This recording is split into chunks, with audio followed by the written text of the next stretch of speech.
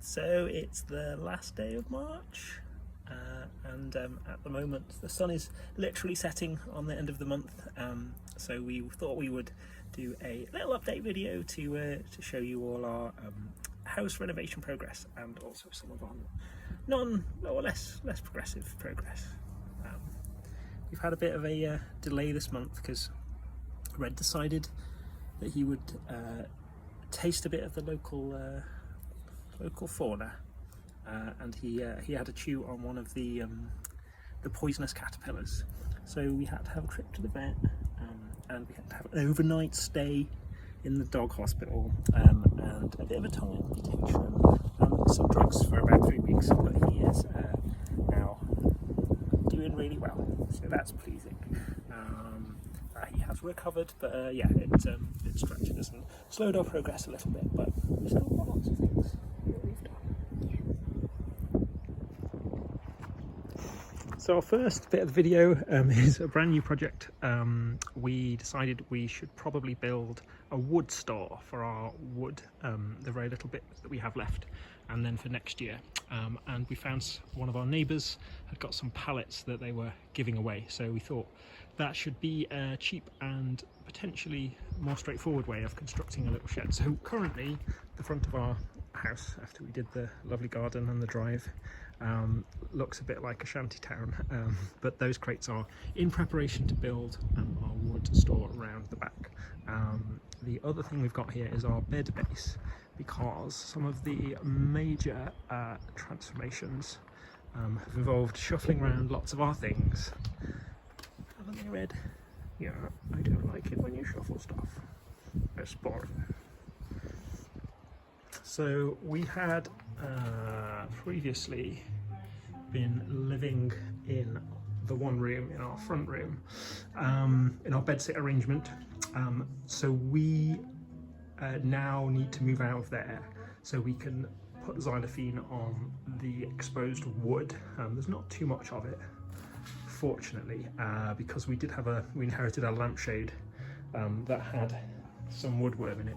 We got rid of it, but because we're trying to make absolutely sure that we get rid of all of the woodworm, we wanted to xylophene some of the bits of wood in here. So we're moving everything out, and also like tidying up in preparation for that. So we used to have our big cabinet with all our things in. That is going to go because we don't want it, and there's a minor risk of possibly having a bit of woodworm. We're not going to do the ceiling because it's pretty well finished, so we think that there's probably no woodworm got in there, and also the distance to travel is quite a lot. But we are going to do the windows and the mantelpiece, and that's probably going to happen tomorrow. And then once we've xylophened and we've waited long enough, we can move back in here, because we also spent the last couple of days, we went to Spain to pick up our sofa bed that we bought in the Spanish post-Christmas sales. So it's a king-size bed in a sofa, and it's also really nice. And it seems crazy, but for the price of buying that in the sale, hiring a van, staying in Valencia for a night, and the petrol and all sorts of other things, it's still way cheaper than anything we could find, even in IKEA in Spain. So we're looking forward to being able to unwrap that. So once we've done our wood treatments, we can get the sofa bed out, and the sofa, and although it will be a while before we start decorating or redecorating this room, we can use that. So the kitchen is the same, and the door is still blocked up. I can't remember if we had our lovely new oven installed last time, but we have that running now, which is much nicer than using the gas and having to go buy new gas bottles and things. So then let's go outside. It's been an absolutely insane change. It's been, for the last 2 weeks, it's been really windy and rainy and quite cold, and then all of a sudden yesterday came the 29th of March or whatever it was, when the clocks change, and there was like, it's like nature flipped a switch, and we had glorious sun yesterday and blue skies and sun today, and there's lots of little holes and things that all of a sudden lots of little animals are trying to find to see if they can make holes in. We've had like birds flying around the eaves looking for a place to nest. Sort of nature just seems to have suddenly sprung into action. So this is different from last time, I'm pretty sure. So our wood has depleted, and we have had to, because we had lots of rain, we started to realise that the drainage situation was a bit of a problem. So we are going to build an open little sort of canal style drain here to come from the downpipe just around that corner. Put in a bit of a water pipe ready to take that, connected that up to the guttering. Pretty sure we had our water storage completed last time, but that is now in full operations. We had one night of really heavy rain, and we got 300 litres of captured water in just in a night. So that'll be hopefully good for keeping our plants going in the summer. We have trimmed our vine and retrained it around the fence. So hopefully none of the digging has upset it too much. And last year we had quite a lot of lovely grapes. So hopefully for the same thing. We picked up a free composter from the municipality. So we've dyed that and protected it, and got some lovely compost on the go. So we now can put our food waste in there and our garden waste. We can use it on the garden, so that's quite exciting. We've got some more plants in here trying to pretty up the boundary, and I think Abby's trimmed most of the Portuguese laurel tree. So this is the bit of the pipe I still need to fill. So I've made it to be a like a water, what's it called, where the water drips out of the bottom of the pipes through holes, and hopefully the length is long enough so even when we have quite serious rainstorms, the water can drain, and the idea is that it will also water the plants, or at least store the water in a most useful place around the plants. I've got a little access cover on the end, so if there's not enough drainage capacity, I will know, and either we can extend it or go back and put more holes. We've got a new tree. This is a type of Acer which we were quite captivated by because of its beautiful red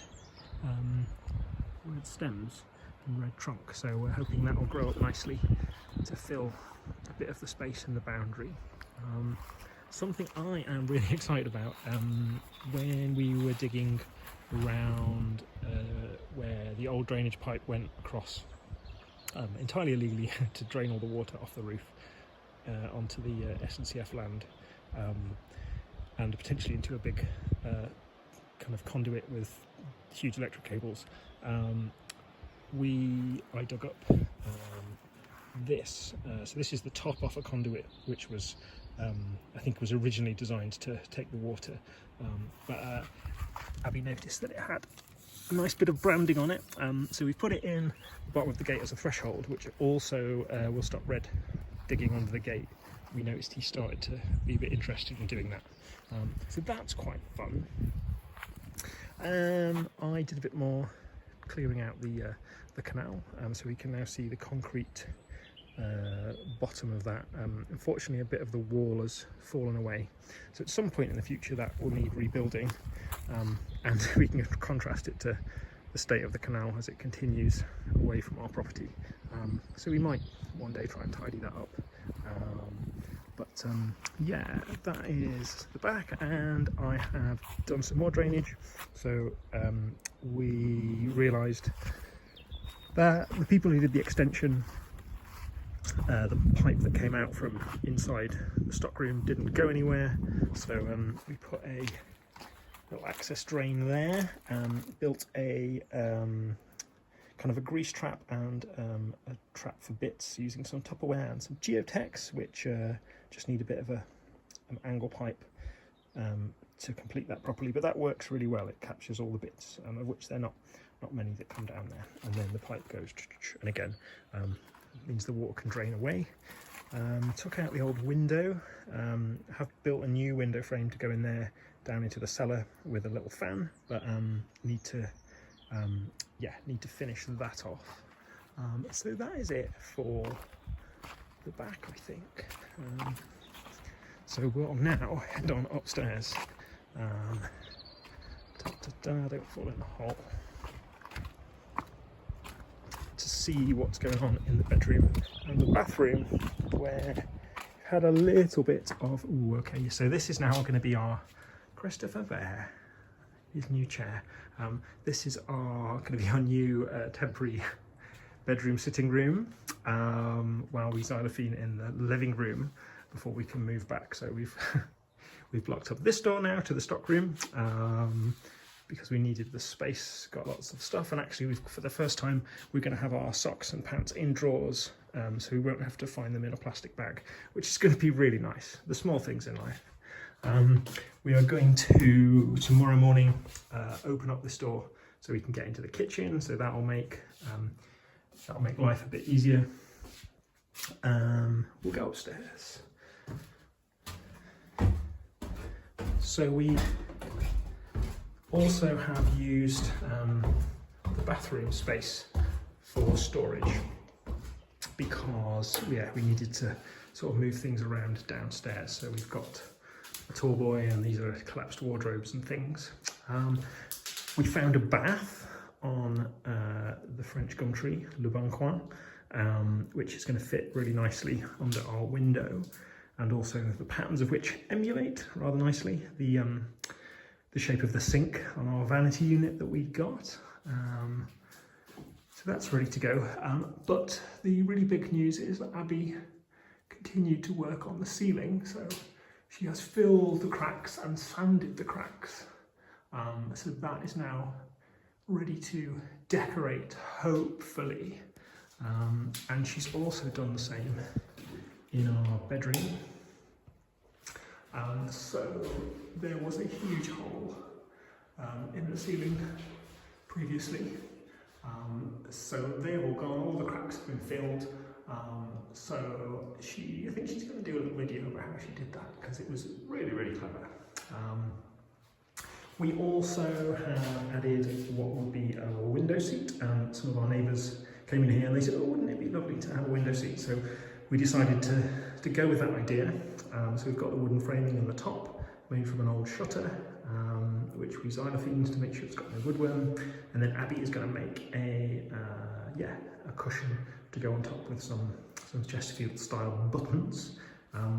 We also took the opportunity to put in a bit of insulation, because this is, the window bit is obviously a lot thinner than the rest of the wall, so not particularly well insulated, so thought I might as well improve that. We put in some new wiring, so that's an original plug, and then there was another circuit coming up there, so we've run the circuit around for bedside plugs, so they're ready to go. And as you can see, we've also started to paint.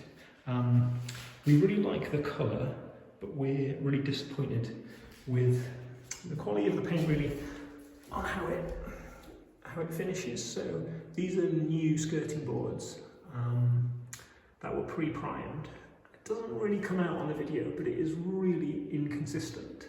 On the old walls and things, so that's the old fireplace, it's worse. And on the old woodwork here, so this is, we did an undercoat and we did 2 top coats, and the old colours are still coming through.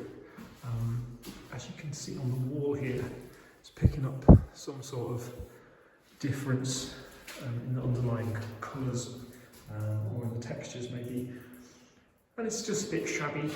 It would work as a style, probably, but it's not really what we wanted. So I think we are going to give it a go with some different paint, some of the Good Home brand that we recognise from the UK. and we've had good experiences with. So we're gonna hopefully, yeah, get rid of this weird sort of. So the wall makes sense because it's an old wall, but the fact that there's weird colour changes on the new MDF prime skirting boards, and unfortunately also we realised that some of the wall is in less good condition, so we think it actually needs big bits of patches need to be filled and sealed. The sort of our attempts to sort of sand it over and then prime it and paint it haven't worked, and in this area the primer kind of started to peel away, because it's lost its, I guess, the layer of paint, the old paint that used to be on there. So that's going to take a bit more work, but we wanted to paint the whole room, and we wanted to use this as a bedroom when we got our new sofa. So we wanted to be further along, but we decided instead of painting the whole walls, we tested a bit, and yeah, we decided it wasn't a good thing to do to try it on the rest of the walls. It just not really fit for purpose. So we are going to take a little bit more time to make sure we do it properly. They're not in here, but Abby has also dyed the window frames and the opening lights, and they look absolutely beautiful, really nice colour. So that's come out really well. And I think that's pretty much it for this update. It suddenly seems like we haven't got very far. Felt like there was loads to talk about, but I think a lot of it's just taken longer than we hoped. Oh yes, I know why. Because we I think I talked about this last time, got some problems with some we think wet rot in the stair stringers. So this piece here, I did some fungal treatment and some wood hardener, and that's looking good. So that's great. Unfortunately, the bit at the back, I realised, can't really see, but it was in way worse condition, just crumbles away, even after adding the hardener. So this is where it's all kind of crumbled, and it's just it's been a botch job. So I think what's happened, this is the original stringer, someone's put in new stairs and then they've kind of made good by shoving some plaster in the hole. So this is why the stairs squeak, and I think there's been slow movement. So that needs doing properly. So what I have done is I went to the wood yard and I bought half a tree, cut it into planks. So I've made a new stair stringer to go there. So when we finished upstairs, gonna replace the old one with the new one, bolt it into the wall. Also because some of the iron metal fastenings are kind of rusting away. So that needs to be changed because this whole area has just been really condensated and really damp. I think I probably mentioned last time that the stair stringer on this side is taken out completely. So I'm going to make a proper stringer for that. And unfortunately also we realised that so this upright post that goes up and it kind of holds up this corner of the stairs, and then in turn the corner of the bathroom. So this is pretty structural, not in a fundamental way. It's not holding up the whole floor, but it holds up a sort of a bit of a kind of tiny extension on the end, and unfortunately the inside is way more rotten than we realised. The bottom is well, I've pulled off most of the rotten bits, but it is rotting away. So we have taken the decision that this needs to be replaced. We already knew that the bottom of this other post, which is a bit structural, but not like it holds up the middle of the little bathroom floor extension. But we're going to replace that first. Then we're going to replace this one, and then we're going to put a new stair stringer, a wooden one, pegged off those two structural uprights. So that, working all that out and getting the wood and things, that's also been a huge amount of work.